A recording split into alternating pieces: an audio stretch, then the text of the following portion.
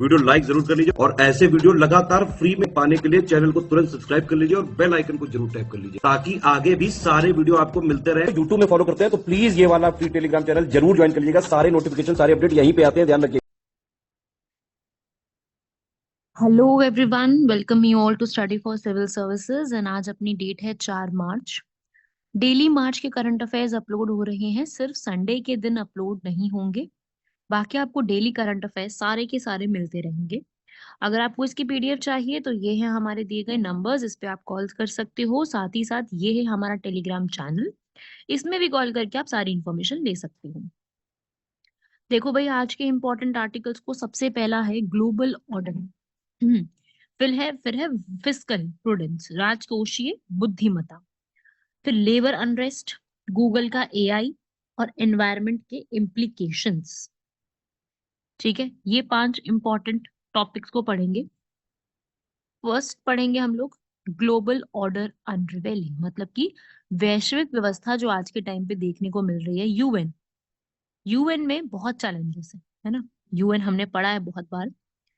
उन्होंने ये बोला है कि जो वहाँ के सेक्रेटरी जनरल है एंटोनियो गुटरेस, जो वहाँ के सेक्रेटरी जनरल है, उन्होंने ये बोला है कि संयुक्त राष्ट्र के भविष्य में बढ़ती निराशा। उन्होंने ये बताई कि भाई आज के टाइम पे देखो, सबसे पहली बात तो यूएनएससी के जो मेंबर्स हैं, देखो यूनाइटेड नेशन में एक तो होते हैं प्रिंसिपल ऑर्गन्स। ये प्रिंसिपल ऑर्गन्स भी कितने टाइप के हैं? 6 टाइप्स के हैं। वो 6 टाइप्स में आज के टाइम में काफी ज्यादा सिक्योरिटी और यूनिटी का लैक है आज के टाइम पे। ठीक है, तो वहां पर उसमें काफी सारे चेंजेस करने की जरूरत है। उन्होंने यही चीज के बारे में बोला है कि ये पूरा आज के टाइम पे रिफॉर्म मांगता है। पोस्ट वर्ल्ड वर्ल्ड वॉर के बाद यूएन आया, नया नया उन चीजें चेंजेस लेकर के आए। इंटरनेशनल रिलेशंस नई आई, पावर प्रोस्पेरिटी नई तरीके से आई, इंटरनेशनल कम्युनिटी यहाँ पर आई। तो यूएन की क्रिएशन की गई। और यूएन का काम ये था ताकि हर एक कंट्री को सॉवरेनिटी, संप्रभुता के साथ रखा जाए और नया वर्ल्ड वॉर होने से बचाया जाए। और इन्होंने डिसाइड किया था कि हम लोग कलेक्टिव सिक्योरिटी रखेंगे, सब मिल करके करेंगे, जो भी चीजें होंगी सब एक साथ मिल करके फेस करेंगे। 5 परमानेंट है यहाँ पर मेंबर्स, इन सबको मिल करके काम करेंगे। ब्रिटेन वुड्स कॉन्फ्रेंस हुई थी ना, जिसमें यूएन, डब्ल्यूबी मतलब कि वर्ल्ड बैंक और आईएमएफ। वर्ल्ड बैंक का पहले नाम ये था ना, international bank for reconstruction and development, अब वर्ल्ड बैंक हो चुका है। इसमें पांच बैंक्स आते हैं। तो ये सब बनाया गया था ब्रिटेन वुड्स के कॉन्फ्रेंस के समय, ताकि जो भी कंट्रीज वॉर टॉर्न हो गई हैं, ऐसी कंट्री जिनको वॉर की वजह से नुकसान झेलना पड़ रहा है, उनको वर्ल्ड बैंक और आईएमएफ लोन देके उस झंझट से बाहर निकाली। तो यूएन, आईएमएफ और ये सब बनाए गए थे। इसमें सबसे बड़ा जो एक निकल के बाहर आया था, सबसे बड़ी पावर डायनेमिक्स वाली कंट्री निकल के आई थी, वो है यूएस। यूएस ने ये बोला था कि भाई वीटो पावर रखनी पड़ेगी यूनाइटेड नेशन सिक्योरिटी काउंसिल में, अदरवाइज हम यूएन में ऐड ही नहीं हो रहे। जबकि यूएन की सबसे बड़ी फंडिंग आज के समय में यूएसए से ही आती है। तो उस हिसाब से यहाँ पर ये सब कुछ ऐड किया गया। और बढ़ते बढ़ते ये चीज हो गई कि वर्ल्ड बैंक में सबसे ज्यादा यहाँ पर किसका वर्चस्व बढ़ने लग गया? अमेरिकन का। आज के टाइम पे पूरा का पूरा जो वर्ल्ड बैंक है उसमें मैक्सिमम फंडिंग जो है वो यूएसए की है। प्लस साथ ही साथ वहां का जो सीईओ होगा, मतलब जो चेयरमैन होगा वर्ल्ड बैंक का, वो हमेशा एक अमेरिकन ही होगा। जबकि आईएमएफ का जो चेयरमैन होगा वो हमेशा यूरोपियन यूनियन का ही होगा, यूरोप का ही होगा। तो ये एक बन गई है, ये एक तरीके से ये प्रतिनिधित्व अपने आप एक सेट हो गया है। रिफॉर्म की जरूरत है इस चीज को भी, क्योंकि और कंट्रीज भी डिजर्व करती हैं आज के टाइम पे, और कंट्री बढ़ती शक्तियों के रूप में निकल के आ रही है। ठीक है, तो नए नए एडहॉक ग्रुप्स बने हैं। इंडिया ने भी काफी सारी चीजें जो है वो सॉल्व करी हैं। आज के टाइम पे बहुत ग्लोबल इवेंट्स हो गए हैं, नई फॉल्ट लाइंस बनती जा रही हैं। राइट, कोविड 19 ने जब बॉर्डर्स को सबको शट डाउन कर दिया, तो पूरे वर्ल्ड ने प्रॉमिस किया था एक दूसरे के साथ कि हम लोग प्रोस्पेरिटी के साथ रहेंगे। रशिया ने जब यूक्रेन का इन्वेजन किया, तब वहां पर प्रॉब्लम्स आई उस समय, तब यूएन ने कुछ नहीं किया। अफगानिस्तान में तालिबान का रूल आया, तब कुछ नहीं किया। गाजा स्ट्रिप, जो इसराइल वाला वॉर था, वहां पे कुछ नहीं किया। तो अब बात चल रही है कि क्या हम यूएन को भी रिप्लेस कर सकते हैं? तो ये जितनी भी यहाँ पर ग्रुपिंग्स हैं, क्या इनका भी एक वर्ल्ड ऑर्डर बनाने की जरूरत है? क्या इनको भी ग्लोबली सिस्टम यहाँ पर चेंज करने की जरूरत है? तो वही चीज है कि इंडिया जो है अब ग्लोबल ऑर्डर को कैसे देखता है। इंडिया कह रहा है कि भाई नई पावर्स निकल के आई हैं, पुरानी वाली डिक्लाइन भी होती जा रही है। तो आज के टाइम पे इंडिया की डिप्लोमेटिक स्ट्रैटेजी, जैसे इंडिया ने G4 बनाया, G4 ग्रुपिंग इसलिए बनाई ताकि यूनाइटेड नेशन सिक्योरिटी काउंसिल में ऐड हुआ जा सके। इंडिया है इसमें G4 में, ब्राजील है इसमें,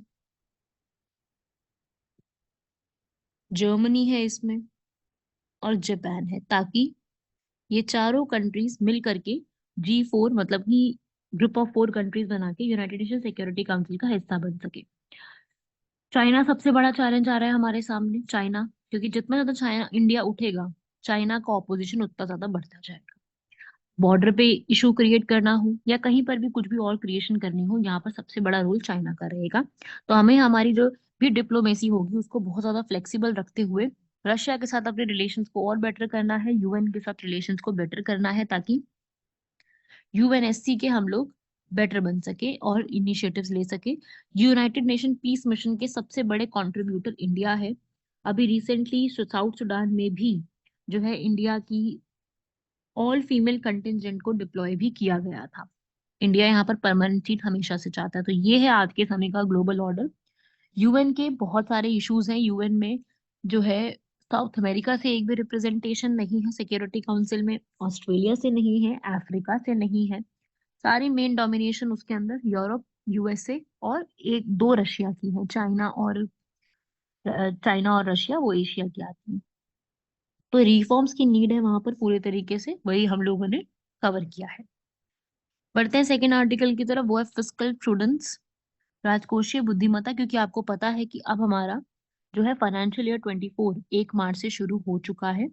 तो अब ये जो है न्यू फाइनेंशियल ईयर 24 स्टार्ट हो चुका है, जिसमें हम लोग भारतीय रिजर्व बैंक से लाभांश की, डिविडेंड की उम्मीद रखते हैं। इसमें ये बोला है कि भाई गवर्नमेंट जो है वो ट्रेजरी बिल्स को यहाँ पे बोरो नहीं करेगी अब बाकी बचे हुए उनके टाइम पीरियड में, क्योंकि अभी इलेक्शंस होने वाले हैं। ठीक है। अब सरकार ने ये बोला है कि भाई जो भी हम उतना ही उधार लेने वाले हैं, ऋण उतना ही लेने वाले हैं जितना अब हमको जरूरत है, हम आगे के लिए नहीं लेने वाले। ठीक है। यहाँ पर गवर्नमेंट ने ट्रेजरी बिल्स क्या होते हैं, ये शॉर्ट टर्म के सरकार द्वारा जारी किए जाने वाले अल्पकालिक मतलब शॉर्ट टर्म के लिए ऋण के एक साधन होते हैं। ठीक है। यहाँ पर जो है ये डिस्काउंट प्राइस पे इशू किए जाते हैं, और जब ये मेच्योर हो जाते हैं, इनकी मेच्योरिटी पर इनको रिडीम कर लिया जाता है। ठीक है। ये 3 मेच्योरिटी पीरियड्स होते हैं इनके, 91 डेज, 182 डेज एंड 364 डेज। वही एक तो होता है ट्रेजरी बिल शॉर्ट टर्म के लिए, एक होते हैं G-SEC गवर्नमेंट सिक्योरिटी बिल्स, ये लॉन्ग टर्म के लिए यूज किए जाते हैं, जो कि 50 सालों तक भी, 1 साल से 50 सालों तक भी जा सकते हैं। गवर्नमेंट जो है यहाँ पर आरबीआई से भी डिविडेंड इनकम यहाँ पे लेती है, क्योंकि मार्च में समाप्त होने पर जो भी चालू वित्तीय वर्ष हो जाता है उसमें आरबीआई उसके लाभांश आय आय पिछले वित्तीय वर्ष के समान स्तर पर रखी जाती है। गवर्नमेंट ने अपना एक्सपेंडिचर जो है वो ये बताया है कि कैपिटल एक्सपेंडिचर अराउंड 80% रहा है, जबकि रेवेन्यू एक्सपेंडिचर अराउंड 79% रहा है। ठीक है। जो रिवाइज्ड एस्टिमेट्स आए हैं उसके हिसाब से कैपिटल एक्सपेंडिचर पहले के टाइम पे जो है 10 लाख से 9.5 लाख करोड़ तक पहुंच गया है बजट के एस्टिमेट्स के हिसाब से, जबकि रेवेन्यू एक्सपेंडिचर 3 करोड़ 52 लाख रुपए से जो है वो और ज्यादा इंक्रीज हुआ है। ये सब जो है आंकड़े हैं, नॉट इम्पोर्टेंट दैट मच, पर थोड़ा सा आइडिया होना चाहिए। ठीक है। बाकी मेन तो इम्पोर्टेंट इसमें ये था कि ट्रेजरी बिल्स और गवर्नमेंट सिक्योरिटीज में डिफरेंस क्या होता है, ये दोनों टर्म्स है, इसमें डिफरेंस क्या है, इतना इम्पोर्टेंट था। अगला आर्टिकल ग्लोबल जो है लेबर अनरेस्ट, क्योंकि आज के टाइम पे ग्लोबल बिजनेस बढ़ता जा रहा है, जिसकी वजह से जो लेबर राइट्स होती हैं वो वहां पे प्रॉब्लम में आ रहे हैं। जर्मनी और चाइना में सबसे ज्यादा चीजें बिगड़ती नजर आ रही है। जर्मनी की जो इंडस्ट्री है वहां पर, एक तो चाइना का बिजनेस एनवायरनमेंट बढ़ता जा रहा है, तो इसकी वजह से वहां के ह्यूमन राइट्स जो है वो कंसर्न बढ़ते जा रहे हैं। जैसे कि एक कंपनी है सबसे काफी फेमस कंपनी है जो कि कार ब्रांड ओन करती है, वोक्सवैगन। ये वोक्सवैगन जो है, इन्होंने अभी जो एक सबसे बड़ा यूएस का एक एक्ट है जिसका नाम है उगियार फोर्स्ड लेबर प्रिवेंशन एक्ट, उसको वायलेट किया है। ऐसे ही BASF करके एक और जर्मन की कंपनी है, वो जिनजियांग की मतलब कि चाइना की पेट्रोकेमिकल प्लांट की सेल्स को यहाँ पर बढ़ा रही है। और यहाँ पर ये पता चला है कि यहाँ पर चाइना के बिजनेस एक्सपेंशन की वजह से उन्होंने जितने भी वायलेशंस थे मजदूरों को, लेबर को लेके, वो काफी सारे किए। तो यहाँ पर ये एलिगेशंस इन कंपनीज पे लगाए, जैसे फोक्स वैगन पे लगाए गए और ये सब चीजें। ठीक है, तो इस तरीके से ये एक न्यूज में है। फोक्स वैगन के अनुसार उनको इस जो भी यहाँ पर उन पे एलिगेशन है, उनको इस चीज की कोई नॉलेज नहीं थी। मतलब उनको ये बाद में पता चला कि ये सब जो चीजें हैं ये यूएसए से ऑलरेडी यहाँ पर कंसर्न्ड है, और बाद में उसमें चाइना इन्वॉल्व हो गया था। ठीक है, यहाँ पर फोर्स्ड लेबर के ऊपर भी काफी सारी बात आई है कि यहाँ पर जो जबरदस्ती लेबर से काम करवाया जाता है वो भी देखने को मिला है। तो उसके बाद उन्होंने ऐसा बोला है कि हम लोगों ने दिसंबर में ही, पिछले साल, जो उनकी जिनजियांग में फैक्ट्री है चाइना में, वो उन्होंने यहाँ पर क्लियर करवा दी है। ठीक है, बीएसएफ ने तो अभी तक कोई अपना एविडेंस या फिर कोई अभी सबूत दिया नहीं है कि भाई वो किस तरीके से इसको सॉल्व कर रहे हैं अपने फोर्स लेबर के कॉन्सेप्ट को। तो 2021 का यूएस लॉ ये कहता है कि कभी भी किसी भी व्यक्ति को जो है ह्यूमन राइट्स के लिए वायलेट, मतलब ह्यूमन राइट्स को सबसे ऊपर रखा जाएगा कभी भी कोई कंपनी होती है उसके लिए। ठीक है, तो यहाँ पर फोर्स्ड लेबर और ये सब चीजों को ध्यान में रखते हुए ये चीजें करी जाएंगी। ठीक है भाई, इसको आप रीड कर सकते हो यहाँ तक। चाइना ने भी इस पे रिस्पॉन्स किया है। चाइना ने पहले तो इसके ऊपर मना कर दिया था कि ऐसा कुछ हमारे पे जो इल्जाम लगाए जा रहे हैं ऐसा कुछ नहीं, पर धीरे धीरे करके जब ये चीजें बात सामने आई तो उन्होंने बोला कि भाई उगियार में मुस्लिम जो पॉपुलेशन है उसको हम लोग सॉल्व करने की जरूरत कर रहे हैं वहां पर, मतलब चीजों को सुधारने की कोशिश कर रहे हैं। तो जर्मनी में ये सब प्रॉब्लम्स देखने को मिली है। ठीक है भाई, तो यहाँ पे बैन करना और ये सारी चीजें करना, आईएलओ की जो लिखी गई बातें हैं उनको पूरी तरीके से सॉल्व करना, यूरोपियन यूनियन से जो भी इम्पोर्ट एक्सपोर्ट होता है उसको दिमाग में रख के वो सारी चीजें करना। इंडिया में अगर मैं बात करूं तो भाई इंडिया में लेबर अनरेस्ट काफी सही हुआ है। ठीक है, तो ऐसा नहीं कि श्रम यहाँ पर अशांति में रह रहा है। गवर्नमेंट ने काफी ज्यादा लेबर के इश्यूज को सॉल्व करने की कोशिश करी है, वर्कर की मूवमेंट को सॉल्व करने की कोशिश करी है। स्ट्राइक और लॉकआउट जो हुआ है वो अब काफी कम होते जा रहे हैं। वर्कर मूवमेंट्स हो रही, मैं ये नहीं बोल रही वर्कर मूवमेंट्स नहीं हो रही, पर उनपे काफी कम जो है वो देखने को मिल रहा है, ताकि वर्कर्स भी अपने तरीके से काम कर रहे हैं। इंडिया भी फोर्स लेबर को बैन करती है, चाइल्ड लेबर को बैन करती है, जिसकी वजह से इंडिया में भी काफी अच्छे इम्पैक्ट पड़े हैं। ठीक है, इंडिया में चाहे तो ऑर्गेनाइज अनऑर्गेनाइज वैसे भी अलग अलग है, लेकिन फिर भी इंडिया में अभी के टाइम पे जो लेबर की मूवमेंट है इसमें गिरावट देखने को मिली, क्योंकि काफी इंप्रूवमेंट आई है इन चीजों को लेके कि भाई अब ऐसा नहीं है कि हर दिन ही जो है वो लेबर लगा पड़ा है अपनी प्रोटेस्ट करने में काम की जगह। तो इंडिया में ये चीजें काफी गिरावट में देखने को मिली है, पर पूरे वर्ल्ड में न्यूज में आ गई थी because of folks wagon company and BSF company. Okay, next, Google का एआई रेवोल्यूशन। वीडियो गेम्स के वर्ल्ड में अभी एक नया चीज निकल के आई है जिसका नाम है जिनी। गूगल के डीप माइंड ने एक नया मॉडल तैयार किया है जिनी, जो कि आपकी खुद की जो है, आप एक टेक्स्ट के या फिर इमेज के माध्यम से ही अपना खुद का एक इंटरैक्टिव वीडियो यहाँ पर क्रिएट कर सकते हो। तो जेने जो है वो एक तरीके का ट्रेंड मॉडल है जो कि वीडियो सोर्सेज से बनाया गया है, और ये अपनी सिंथेटिक इमेजेस, फोटोग्राफ, स्केचेस को यूज करके प्रॉपरली इंटरनेट पे वीडियोस को बना सकता है। वीडियो गेम्स के लिए पूरा मॉडल तैयार किया गया, गूगल का ही है जेन। 11 बिलियन पैरामीटर्स पे इसको तैयार किया गया है।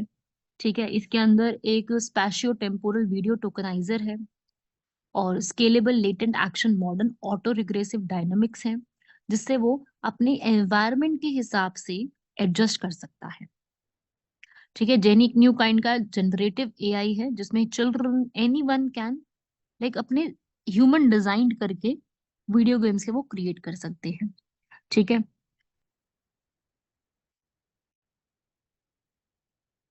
ऐसी इमेजेस से जो कभी देखी नहीं गई हैं, रियल वर्ल्ड फोटोग्राफ से भी वो क्रिएट किया जा सकता है, जिसको ऑलरेडी अभी रिसर्च वर्क में किया जा चुका है, और ये अब लार्जर इंटरनेट डेटा सेट्स में पूरा तैयार हो चुका है।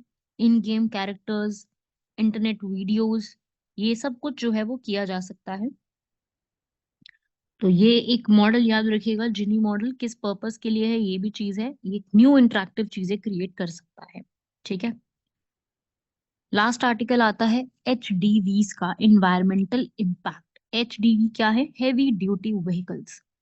हैवी ड्यूटी व्हीकल्स जो होती हैं उनका एनवायरनमेंट पे क्या इम्पैक्ट पड़ता है, इसकी अभी रिसेंटली एक स्टडी रिलीज हुई है। किसने रिलीज करी है? UNEP, United Nation Environment Programme and Clean Air Coalition ने। ठीक है। हैवी ड्यूटी व्हीकल्स वो होती हैं जो कि 3.5 टन से ज्यादा उनका वेट होता है, जिसकी वजह से उनके पॉल्यूशन जो लेवल होते हैं वो ज्यादा बढ़ जाते हैं। ठीक है। तो इंडिया में या पूरे वर्ल्ड की अगर मैं इसमें बात करूं तो एचडीवीज का जो एमिशन है, कार्बन डाइऑक्साइड का जो एमिशन है, वो 30% से ज्यादा बढ़ गया है। ट्रक्स भी इसी कैटेगरी में आते हैं, 80% जो है उन्हीं से ही यहाँ पे रिलीज होता है। ठीक है। ऑन रोड बात करूं तो 40% नाइट्रोजन ऑक्साइड रिलीज होता है, 60% से ज्यादा रोड पर्टिकुलेट मैटर रिलीज होता है, और 20% से ज्यादा ब्लैक कार्बन एमिशंस रिलीज होते हैं, जो कि आगे बढ़ेंगे ही। एचडीवीज जो हैं ये हैवी ड्यूटी व्हीकल्स, ये आज के आने वाले टाइम में बढ़ेंगे ही। इसमें इनकी जरूरत पड़ेगी पीपल और गुड्स को मूव करने के लिए। ट्रक्स की सेल बढ़ी ही है। अगर हम पिछले 15 सालों का देखें तो ट्रक्स और बसेस की सेल पिछले टाइम से ज्यादा इंक्रीज हुई है, डबल हो गई, इंक्रीज भी है, डबल ही हो गई है। तो उन सब की वजह से यहाँ पर जो है ये प्रॉब्लम्स देखने को मिलेंगी। इनका एनवायरनमेंट पे भी पूरा पूरा इम्पैक्ट पड़ेगा, मैंने आपको बताया ही है इस तरीके से। तो अगर हम ऐसी बसेस लेकर के आए, क्लीन बसेस टेक्नोलॉजीज को लेके आए जहाँ पे जीरो एमिशंस हो, तभी सिर्फ फायदा है। जापान, यूरोपियन यूनियन और कोरिया ने मिलकर के 60% एक्सपोर्ट मार्केट इसका पूरा स्टार्ट करा है, जिसमें न्यू एचडीवीज होंगी। लेकिन अभी तक किसी भी कंट्री ने इसके ऊपर कोई भी यहाँ पर सही से स्टार्ट नहीं करा है। ठीक है। लिखा नहीं कि हम कैसे करेंगे, कितना एमिशन का स्टैंडर्ड होगा, कैसे पब्लिक को ये सब बताना है, और कैसे तैयारी करनी, ये सब अभी कुछ भी नहीं आया है। ठीक है भाई। लेकिन इसमें चैलेंजेस भी खूब ज्यादा होंगे फिर।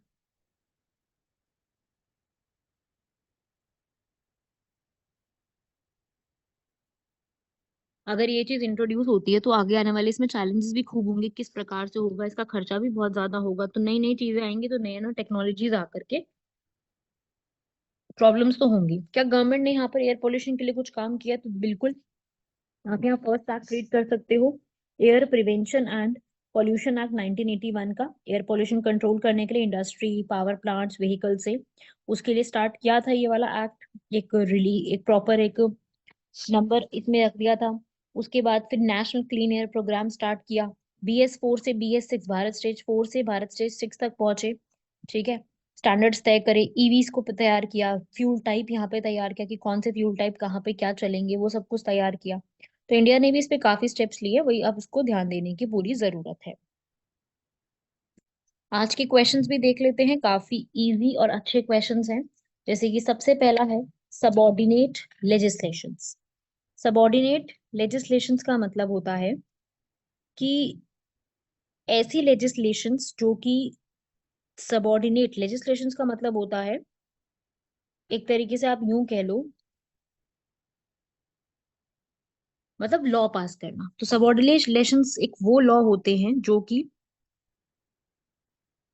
ब्रॉडर स्टैट्यूज जो भी हमारी पार्लियामेंट ने पास करे हैं उसको लागू करने के लिए यहाँ पे बनाए जाते हैं। सबॉर्डिनेट उसको आगे सबॉर्डिनेट करने के लिए, ठीक है, सबॉर्डिनेट हेल्प करने के लिए।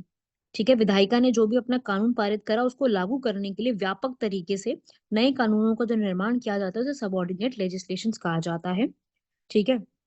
ये राज्यसभा में बनाई जाती है, रूल नंबर 204 के हिसाब से काउंसिल ऑफ स्टेट राज्यसभा में बनाई गई है। ठीक है। इसे सेकेंडरी लेजिस्लेशन भी कहते हैं। सेकेंडरी लेजिस्लेशन शब्द इसके लिए यूज किया जाता है जो कि पहले वाले लॉ को पास करने के लिए जरूरी है। मतलब एक मेन लॉ है, ये प्राइमरी लॉ है, प्राथमिक है, इसको पास करने के लिए सेकेंडरी लेजिस्लेशन की जरूरत है, जो कि इंडियन कॉन्स्टिट्यूशन में कहीं नहीं लिखा हुआ। ठीक है। ऐसा कुछ भी इसके बारे में मेंशन नहीं है। इसे कहते हैं हम सबॉर्डिनेट लेजिस्लेशन। गवर्नमेंट ने पहले कोई लॉ बना दी, उसके बाद उसके लिए यहाँ पर आगे पास किया जाएगा।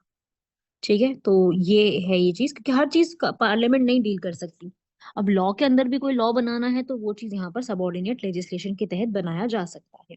ठीक है। बढ़ते हैं हम लोग अपने लास्ट क्वेश्चन की तरफ, वो है नोमा डिजीज। काफी ज्यादा न्यूज में चल रहा था, काफी सारे डिजीजेस न्यूज में चल रहे हैं, जिसमें एक नोमा डिजीज भी है जो कि सब सहारन अफ्रीका में सबसे ज्यादा देखने को मिल रहा है। सीवियर है डिजीज, 3 से 10 साल की उम्र के बच्चों को सबसे ज्यादा ये देखने को मिलता है। ठीक है। नोमा जो है एक गैंगेरियस मुंह और चेहरों पे होने वाला डिजीज है। WHO ने इसको निगलेक्टेड ट्रॉपिकल डिजीज, ये सब सहारन जो रीजन है उस रीजन में आपको देखने को मिलेगा। 2 से 4 जो, या फिर 2, 3 से 10 तक के जो बच्चे होते हैं उनको सबसे ज्यादा ये इम्पैक्ट करता है। ये मुंह में एक अल्सर बनता है, उसके बाद वो मीजल्स और उस तरीके से फैलता ही जाता है पूरी बॉडी में। तो नोमा डिजीज एक तरीके का WHO ने रिकॉग्नाइज कर लिया है। पुअर कंट्री को, पुअर चिल्ड्रन को सबसे ज्यादा ये प्रॉब्लम क्रिएट करता है, जिसमें हमारे मुंह की जो मसल्स हैं वो इधर उधर बिगड़ जाती हैं, ओरल प्रॉब्लम हो जाती है, स्पीच प्रॉब्लम हो जाती है। ठीक है, उसे कहते हैं हम नोमा डिजीज। इसमें सबसे ज्यादा मतलब किसी का ओरल हाइजीन सही नहीं है, बैक्टीरिया जो माउथ में होता है उसकी तहत ये पनपता है, तो ये बैक्टीरियल डिजीज है। वहीं आज का लास्ट आर्टिकल है, जो पार्लियामेंट यहाँ पर बहुत ज्यादा अमाउंट में जो भी वो बिल पास करना है उस पर डिले करती है। ये भी आप लोग जानते हैं कि ऐसा नहीं कि बिल्स बहुत इजीली और बहुत जल्दी से पास हो जाते हैं, ये डिले में जाती हैं। तो ये जो बिल्स डिले होते हैं उसी के बारे में ये फैक्ट्स हैं, इंफॉर्मेशन है कि ये बिल डिले होते हैं तो उसमें क्या रोल हो सकता है, अब इसमें कैसे इसको प्रिवेंट किया जा सकता है, इनको प्रिवेंशन रखने के लिए क्या क्या चीजें की जा सकती हैं। राइट एवरीवन, तो ये था ये वाला आर्टिकल जो कि आपसे पूछा जा सकता है। इसको भी आप लोग लिख लीजिएगा अपने नोट्स में, ये सीधे सीधे से पॉइंट्स हैं, इसको आप लिख सकते हो। ठीक है भाई, इन सब पॉइंट्स को आप लोग अपने नोट्स में ऐड कर लीजिएगा, ये सब अपने इंपॉर्टेंट है। ये थे हम लोगों के इंपॉर्टेंट आर्टिकल्स, आज की सारी इंफॉर्मेशन, और यहाँ तक आप अपना कंप्लीट कीजिएगा। बाकी मिलते हैं सभी लोगों से नेक्स्ट लेक्चर में, तब तक के लिए धन्यवाद, शुक्रिया, जय हिंद।